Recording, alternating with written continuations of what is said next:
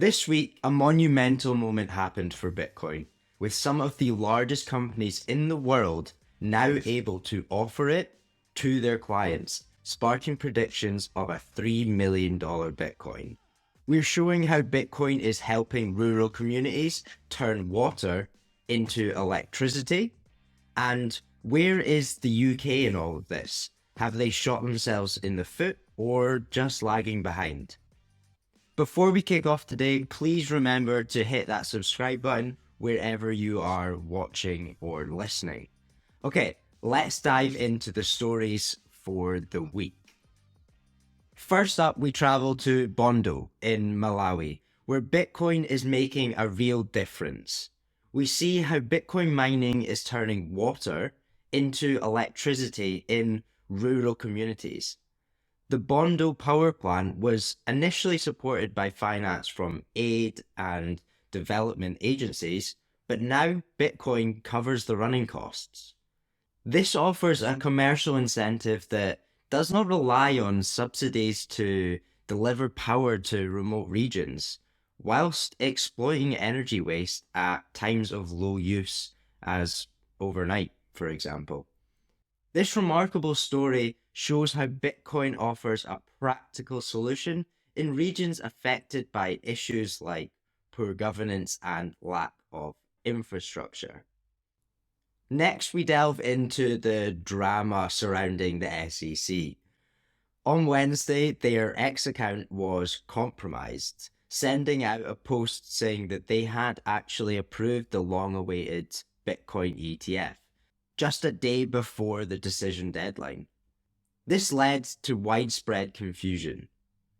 The incident was initially claimed to be a hack by the SEC, but X later denied this, stating, "We can also confirm that the account did not have two-factor authentication enabled at the time the account was compromised." This was rather ironic due to the fact that SEC have been telling people to turn on their two-factor authentication for years now.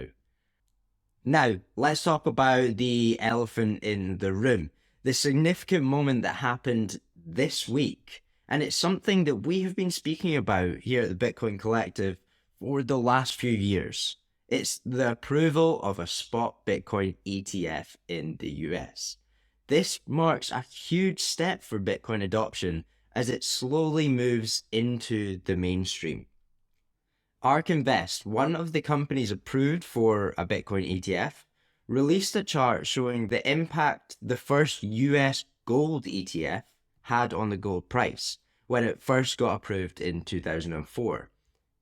If we were to see a similar situation with Bitcoin, we could expect to see a $3 million Bitcoin in the next 5 to 6 years. I really like this because it's not just aimlessly predicting like many like to do. It's using what I would regard as the closest asset to Bitcoin and looking at the reaction that the gold price had to having its first US ETF approved. If you want to find out more about ETFs or they still just boggle your mind, don't worry, there's a lot of us in that situation. I've put some resources in the description below. Turning our attention to the UK, where we find a less encouraging situation. With America moving forward with Bitcoin ETFs, the UK seems to be lagging behind or moving backwards for that matter. The UK is implementing measures that are inadvertently causing an exodus of Bitcoin and crypto-related businesses, along with tighter restrictions on purchasing Bitcoin. We also saw this week the Bank of England's governor saying Bitcoin is not taking off as a financial service because using Bitcoin as a payment method is pretty inefficient. It all seems rather opposite to over the pond. To wrap up, the ETF is something we've been discussing at the Bitcoin Collective for years. We had Fidelity, Coutts Bank, P1 Investment taking the stage at our last conference alongside Peter McCormack. to discuss what we called it the institutional wall of money. It's a huge step for Bitcoin and feels like a step towards Bitcoin becoming a credible investment for mainstream investors. But please remember, if you purchase the Bitcoin ETF, you're not actually purchasing Bitcoin. You're buying a security that tracks the market price of Bitcoin. As people say in the space, not your keys, not your coins.